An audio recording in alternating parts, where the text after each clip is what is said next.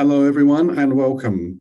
My name is Andy Donovan, and this is a webinar about our delivery partner opportunities for disability and climate action. So we're going to be running through a bit of information through this session, but first of all, I would just like to acknowledge that I am coming to you from the lands of the Gadigal people of the Eora Nation here in Sydney. And I pay my respects to elders past, present and emerging, as well as pay my respects to the fantastic First Nations colleagues that we work with here at Creative Australia, and to any First Nations people joining us on this call today, or indeed watching this webinar. So welcome. I'm also joined by my colleague, Zohar Spatz. Hi, everybody. As Andy said, my name is Zohar Spatz. I am the head of community and cultural development, as well as experimental and emerging art practice.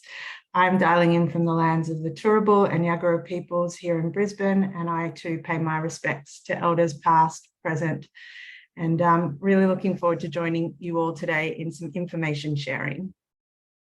Thanks, Zohar. And we're also very lucky to have Amanda and Dima here as our Auslan interpreters. So welcome to them, and thank you for the wonderful job you're going to be doing through this session, interpreting everything we say.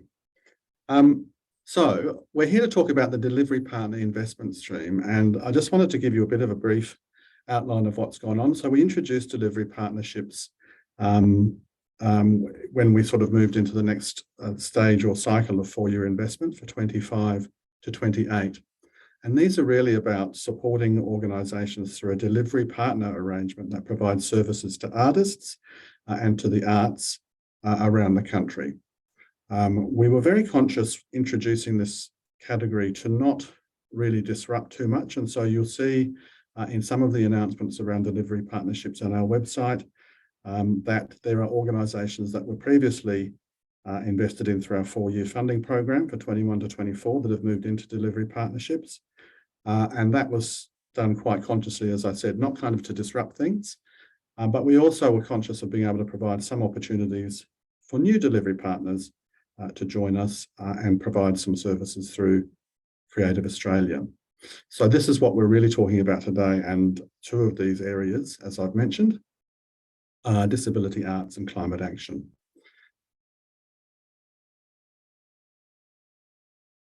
The way that delivery partners have been implemented really is it's often by invitation or a limited invitation. These are 2, though, that we will actually have quite a broad call for proposals from. So if you are interested, it's really important that you talk to us and begin a dialogue with us so we can explain the process. What we'll go through today really is the current opportunities around climate and disability arts, and then we'll also touch on the process for submission of proposals as well, so you get a bit of an idea of what to expect. I don't think there's any more I need to say by way of introduction, really. I guess the point of delivery partners for us is that we will actually set sort of a clear set of expectations around the services we want to be delivered.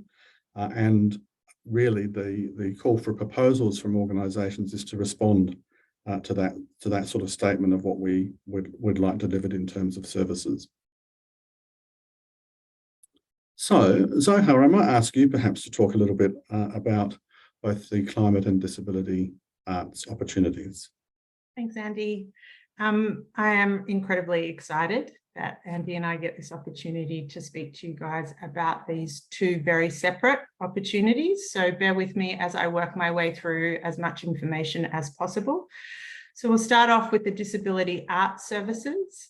So this is specifically for, as Andy said, 2025 through to the 2028 investment cycle. And these services will be specifically to support arts and disability art services, drawing on those that have been identified in the Disability Needs Analysis and Audit, which Creative Australia commissioned in 2023, We're expecting the executive summary of those findings to be available via our website. And I'd like to just take this opportunity to thank you all for contributing to those consultations that happened throughout last year. We also have, as Andy said, climate action, and that will specifically be to deliver national services that support a sustainable climate responsive action and actions for the Australian arts sector and Australian communities. So organisations responding to the open proposal request will need to address the following approved service delivery statements in their business plans. So let's start with disability arts services in more detail. The disability arts services will be aligning with pillars 2, 3, and 4 of the National Cultural Policy, a place for every story, centrality of the artist, and strong cultural infrastructure. So we will be expecting that the following national services that support specific arts and disability services will include industry resources. So the development, distribution, and support the maintenance of national resources and information that supports the work of deaf and disabled artists, arts workers, and arts and cultural organisations. And some examples might include language and terminology guides, templates like access rider templates, an artist database akin to that of the Disability Arts International, policies and principle templates, and supporting resources. The second, connection between practitioners. So regularly coordinating and convening relevant stakeholders for sharing and collaboration, including but not limited to state and territory arts disability peak bodies, organisations and practitioners across metro, regional and remote Australia. The third, advocacy. Promotion of the work of deaf and disabled artists, disability-led organisations and inclusive arts and cultural organisations. We want you to be able to provide holistic advocacy for the arts, Australian arts and disability sector. And examples might include responses to government policy processes or responses to public consultation processes. Fourth, leadership.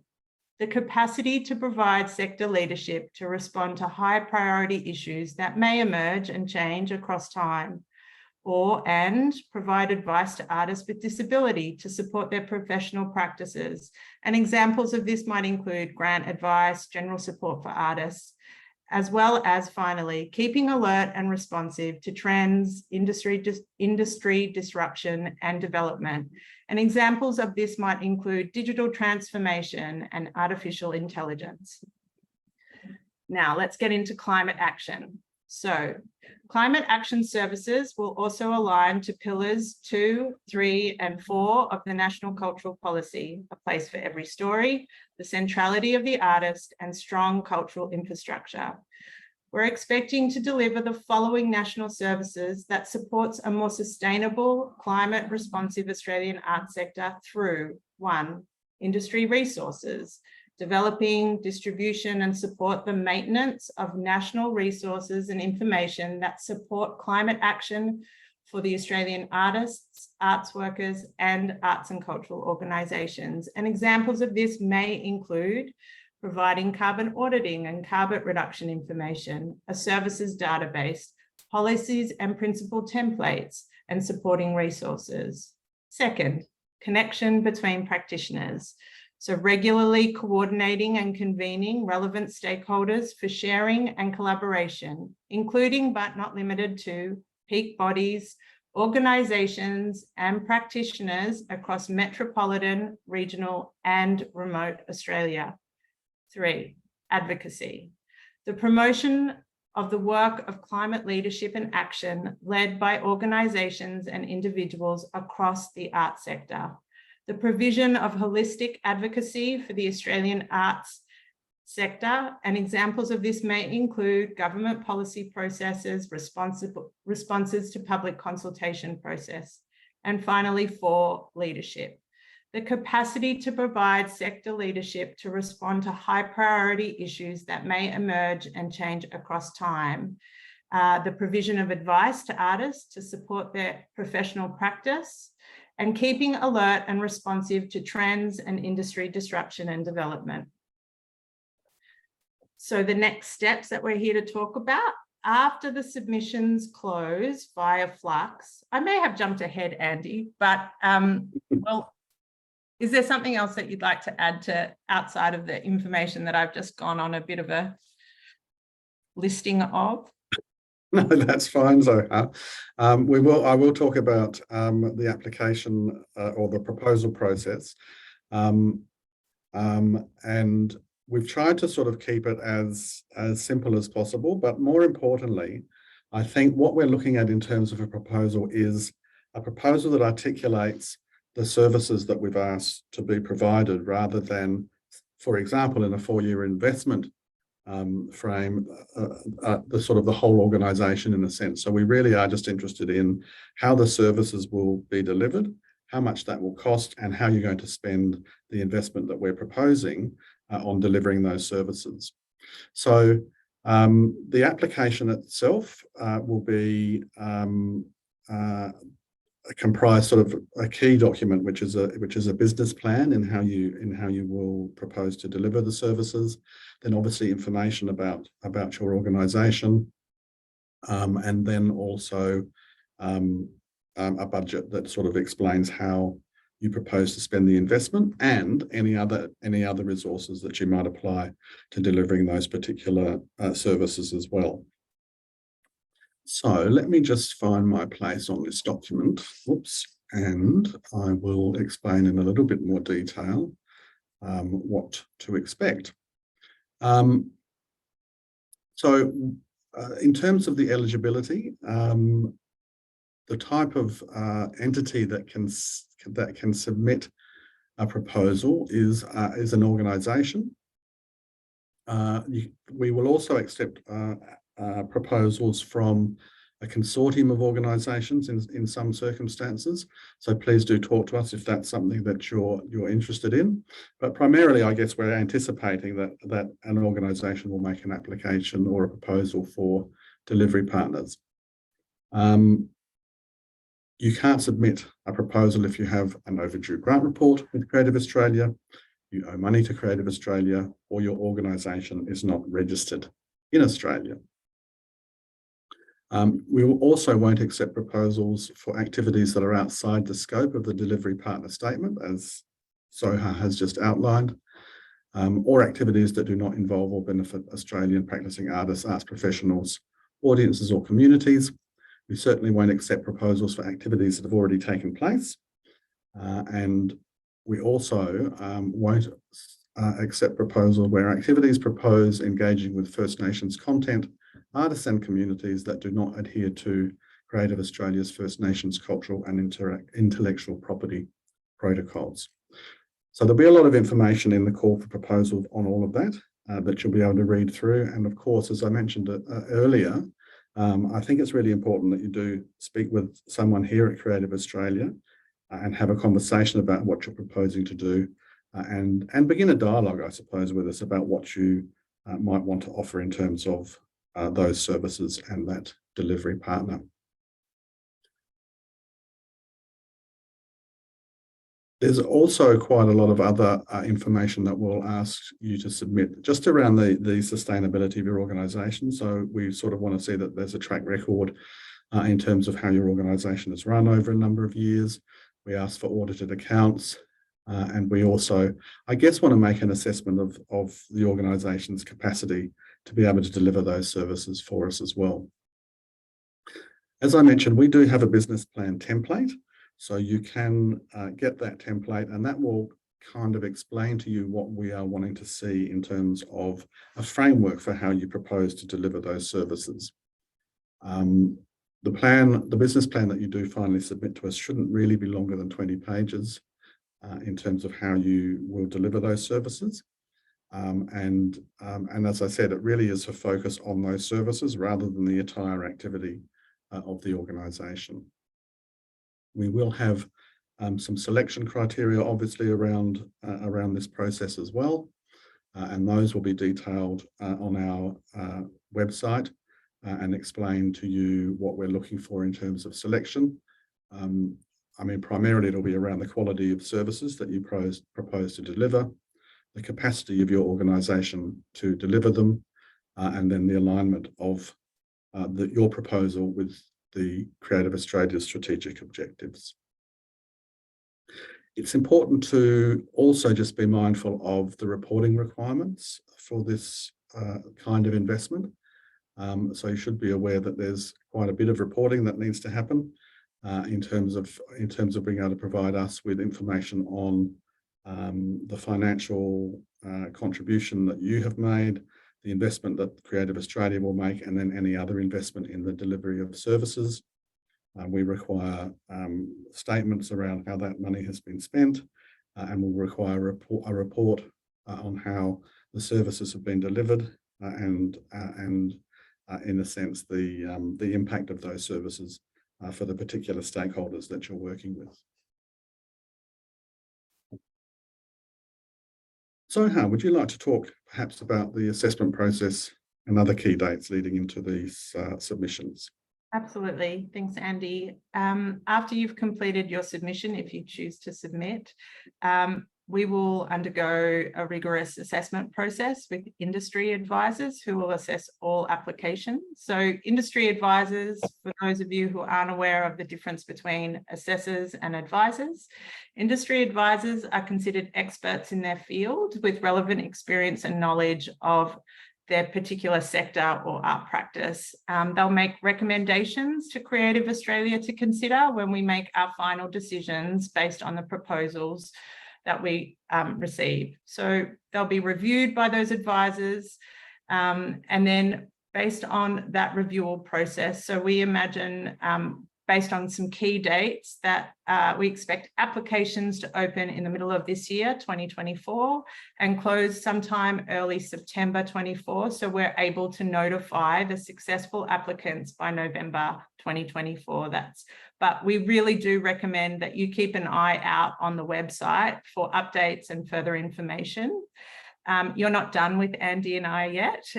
He and I are going to conduct 2 live Q&A sessions, one for each of these particular service deliveries. So the first one, they're both on Tuesday, June 11th. So put that date into your diary. The first at 1 p.m. will be dedicated to answering any of your questions regarding the disability arts service provision.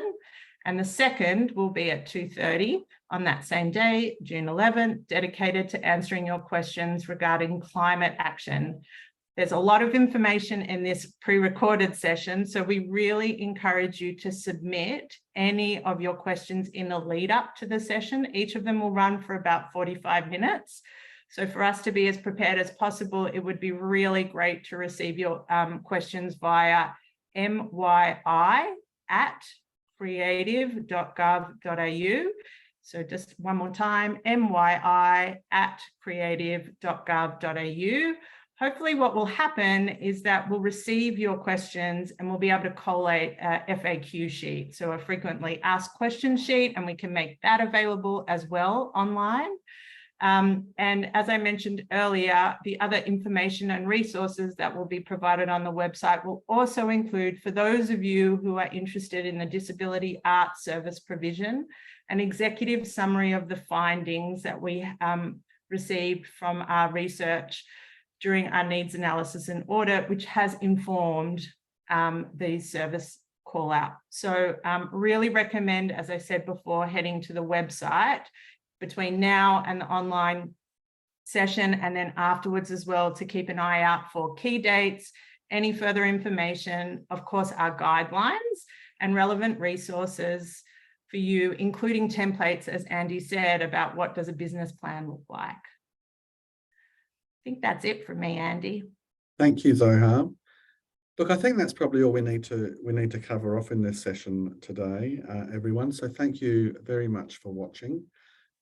As Zohar's mentioned, there's a few important other sessions coming up, so I would really encourage you to come along to those sessions, and then after those sessions, really encourage you, as I said earlier, to make contact with us and talk to us about what you might be planning in terms of putting in a submission around these 2 delivery partner opportunities. So look, thanks very much again for watching. Thank you to our Auslan interpreters for their interpreting of our complex words, and hopefully it's all made sense. And if it hasn't, hopefully the next couple of sessions will help to explain it further. And of course, you can always drop us a line at the myi@creative.gov.au email address to ask any questions you might have about this session, or as Zohar said, add some questions in for the discussion at future sessions. So thanks very much. We'll sign off now, and we will see you on the 11th of June. See ya. Bye.